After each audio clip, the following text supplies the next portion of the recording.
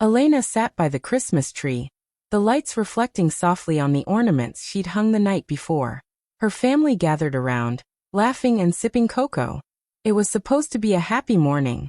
Grace, her younger sister, was sitting cross-legged on the floor, eyes sparkling as she tore open a big red box.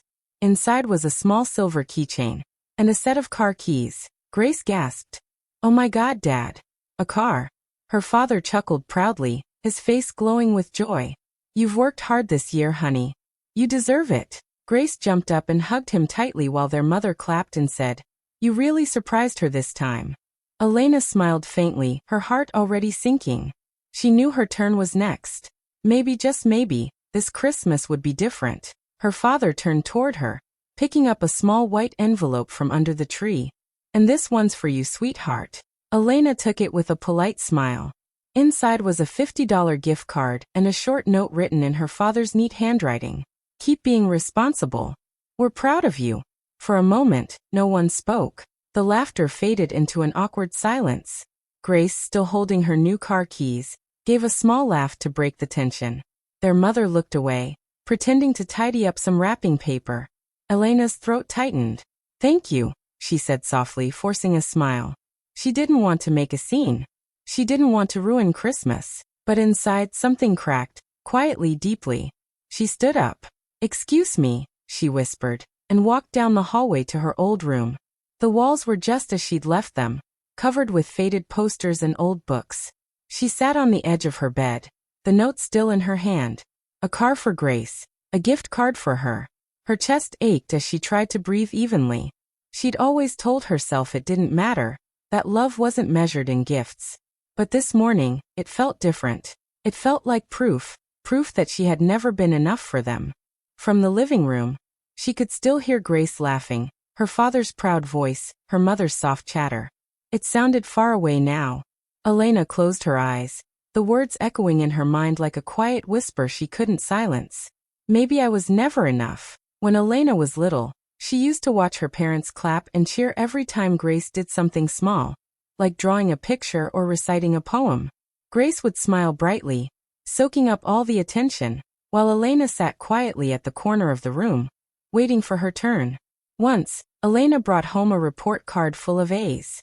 She placed it on the table, hoping her father would notice. He glanced at it and said, "Good job, Elena," before turning to Grace, who had just won a dance medal.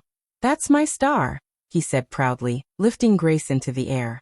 Elena smiled, pretending it didn't hurt. But deep down, she learned something that day. Silence was easier than disappointment. Years passed, and that pattern never changed. Grace was always the favorite. She was bubbly, talkative, and charming. Elena was quiet, careful, and thoughtful, traits that were often ignored. When family friends came over, her father would always talk about Grace's achievements.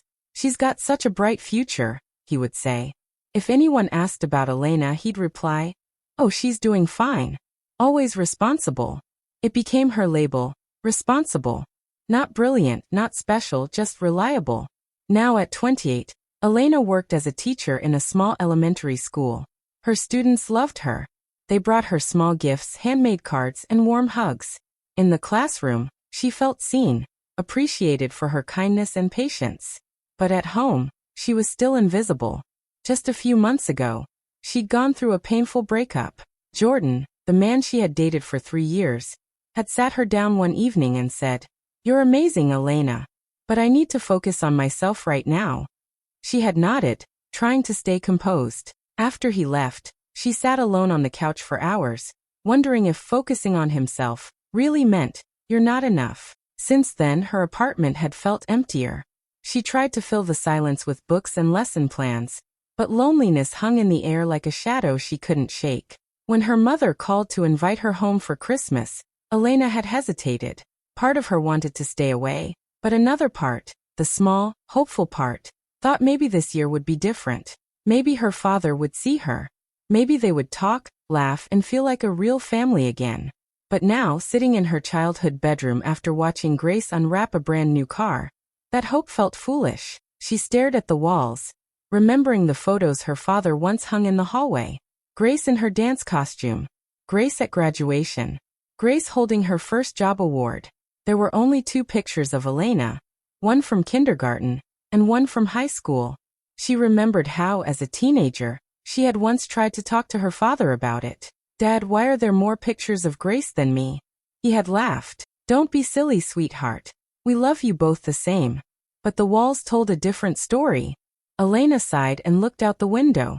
Snow was falling gently outside, covering the yard in white. She thought about how her father had smiled at Grace that morning, proud, full of warmth, and how his eyes had been so plain when he handed her the envelope. Maybe he didn't even realize what he was doing. Maybe it had always been like this. Small moments that built up over time, until they became an invisible wall between them. Her phone buzzed with a message. It was from Grace. "Grace, hope you're okay. Dad didn't mean anything by it. You know how he is." Elena didn't reply. She didn't want to argue. Grace never understood. For Grace, their father's love had always been simple, easy, endless. For Elena, it was something she had to keep earning, and never quite received. She sat on the bed and rubbed her hands together, feeling the weight of years pressing down. Her life looked steady on the outside. A good job, a nice apartment, a calm personality. But inside, she carried quiet scars from every time she'd been overlooked, every time she'd stayed silent instead of speaking her pain. Her therapist once told her, "You learn to survive by being quiet." But that silence came at a cost. She hadn't understood it then, but now she did. The Christmas visit was supposed to bring peace, a sense of closure. She had wanted to show her parents how well she was doing, how strong she'd become. But instead, it felt like she had stepped back into the same old wound, one that had never really healed. As she lay back on the bed, Elena whispered to herself, "Maybe this is the last time I come home for Christmas." Outside, the snow kept falling, soft, endless, and silent, just like her heart.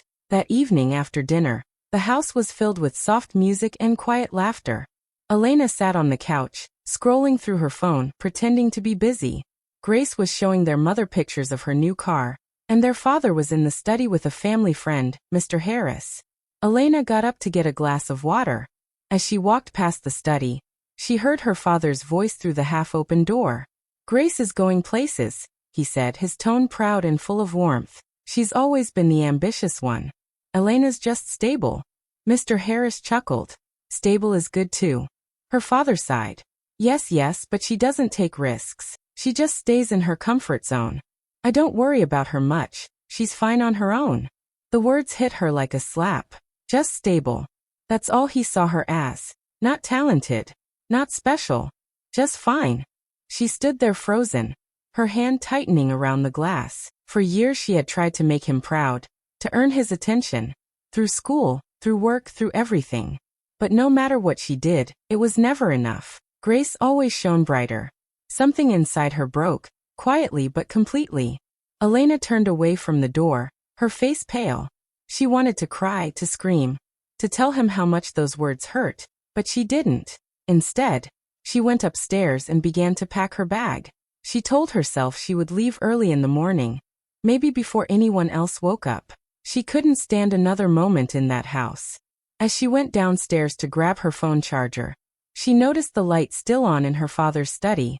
He must have gone to bed and forgotten to turn it off. She walked in to switch it off, but something on the desk caught her eye, a brown envelope with her name written on it. Curious, she picked it up and opened it. Inside were papers, old legal documents and letters.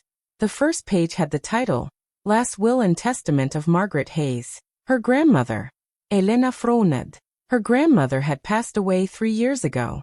She started reading, slowly realizing what it meant. Her grandmother had left her the old lake house, the one where they used to spend summers together. It was her favorite place in the world, full of warm memories. But as Elena flipped through the pages, she saw another document, dated a year ago, a transfer of ownership. The house was now under Grace's name, signed by her father. Her heart began to pound. He had taken it from her, quietly, without a word. She sat down, staring at the papers, feeling numb. All those times she thought maybe her father cared in his own quiet way. This proved otherwise. He had chosen again. Chosen Grace. Elena closed the envelope carefully and placed it back where she found it. Her hands were trembling, but her face was calm. There were no tears this time. No anger, no yelling. Just a deep, Heavy silence. She turned off the light and walked back to her room. Her bag was still half-packed. She zipped it shut and sat on the edge of her bed, staring into the dark. In that moment, she made a quiet promise to herself. She wouldn't beg for love anymore. She wouldn't try to earn what should have been freely given. Her father's voice echoed in her mind. Elena's just stable. Maybe she was. But now, she decided, stability didn't mean weakness. It meant strength, quiet, steady and unbreakable. Elena didn't sleep that night. By morning, she was gone.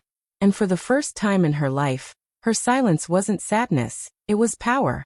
Elena returned to her apartment the next day, exhausted but calm. The familiar quiet of her small space felt different this time.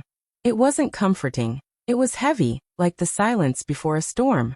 She unpacked slowly, placing her clothes back in drawers, her thoughts replaying everything from the night before. Her father's words, the hidden will, the betrayal. It all swirled in her mind like a storm she couldn't escape. Over the next few days, she began to pull away from her family. She ignored the family group chat, stopped answering Grace's cheerful calls, and let her father's messages go unread. Grace, of course, didn't seem to notice. She was busy posting pictures of her new car, bright red and shiny, with captions like "Best Dad Ever," and "So grateful for this beauty."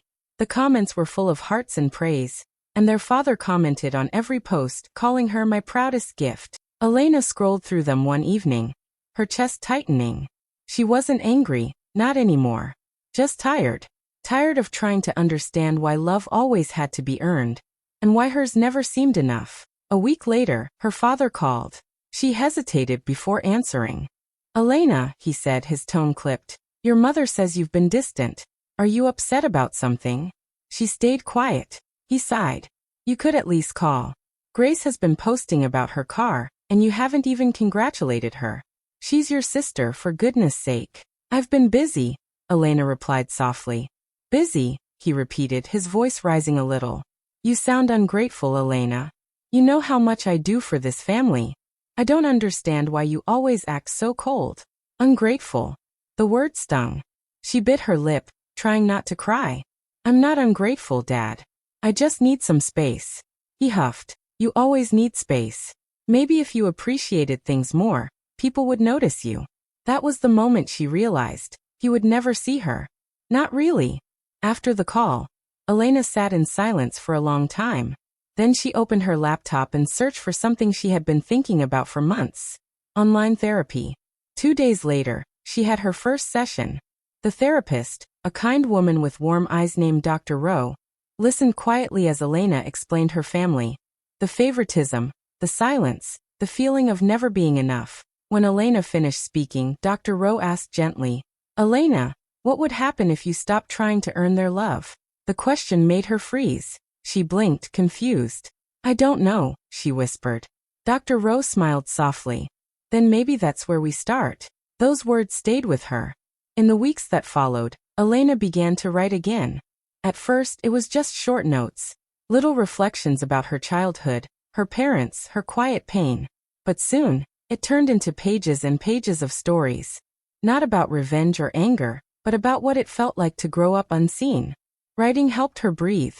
For the first time, she was putting her truth into words, and it felt freeing. Then one evening, her phone buzzed. It was Jordan.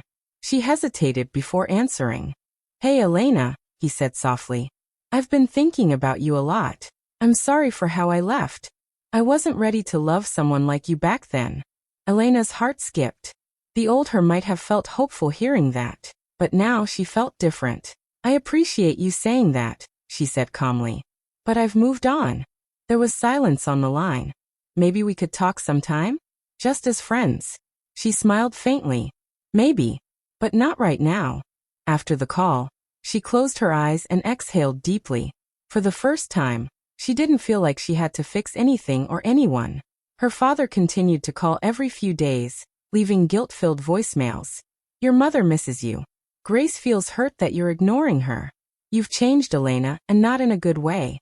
Each time, she listened quietly, then deleted the messages. Her mother texted her one night saying, "You know your father loves you in his own way. Please don't make this worse." Elena stared at the message for a long time before replying. I just need peace, Mom. That's all. She sat by the window afterward, watching the city lights flicker outside. Her therapist's voice echoed in her mind. What would happen if you stopped trying to earn their love? Elena whispered to herself. Maybe I'd finally feel free.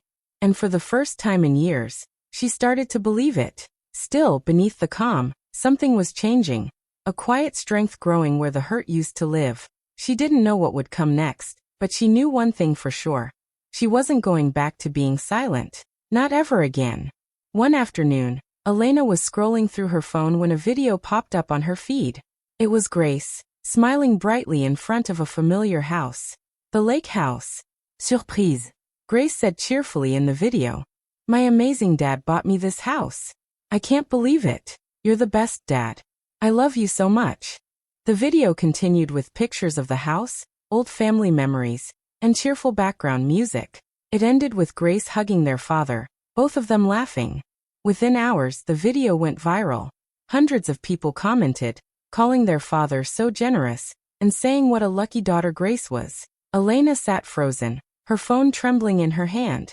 That house, her grandmother's house, was supposed to be hers. The one place that had felt like home. She felt the familiar ache in her chest, but this time it didn't make her cry. It made her stand up. She grabbed her keys, her heart pounding, and drove straight to her parents' house. When she arrived, her father was in the living room, watching TV. He looked surprised to see her. Elena, he said, what are you doing here? She stood by the doorway, holding her phone. I saw Grace's video. He frowned slightly. Ah, yes. Isn't it wonderful? She was so happy. Her voice shook, but she didn't back down. That was Grandma's house. She left it to me. Her father sighed and rubbed his forehead. Elena, please. You wouldn't have used it. Grace needed it more. She's starting her life. She deserves a head start. She deserves it. Elena repeated softly. And I don't. Don't start this again, he said sharply. You have a job, a place to live, a steady life. Grace needs support. You should be happy for her. Elena stared at him, her heart breaking all over again. You took something that was mine and gave it to her without even telling me. He stood up now, his face red. You're being dramatic. Always so sensitive. Everything isn't about you, Elena. You should learn to be grateful for what you have. The words echoed in the room. Grateful. Dramatic. Sensitive. Elena felt tears prick her eyes, but she blinked them away. Her voice was calm when she finally spoke. Do you know what you taught me, Dad? She said quietly. You taught me that silence keeps the peace, that it's better not to speak, not to make you angry. But now I see that silence didn't keep the peace. It only kept me small. He looked stunned, his mouth opening but no words coming out. I've spent my whole life trying to make you proud, she continued. And no matter what I did, it was never enough. I'm done trying. Elena. She shook her head. No. You don't get to talk me out of this. Not this time. She turned and walked to the door. He called after her. You're ungrateful. After everything I've done for you. She stopped for just a moment, her hand on the doorknob. Then she said softly, maybe I am. But at least now I'm honest. And with that she walked out, not running, not crying, just walking. For the first time, her steps felt steady, free. That night, she sat at her desk with her laptop. The city lights glowed outside her window. She opened a blank document and began to type. She didn't name names. She didn't mention the house or the car. Instead, she wrote about a daughter who only got a card. About the quiet pain of being the one who was always fine.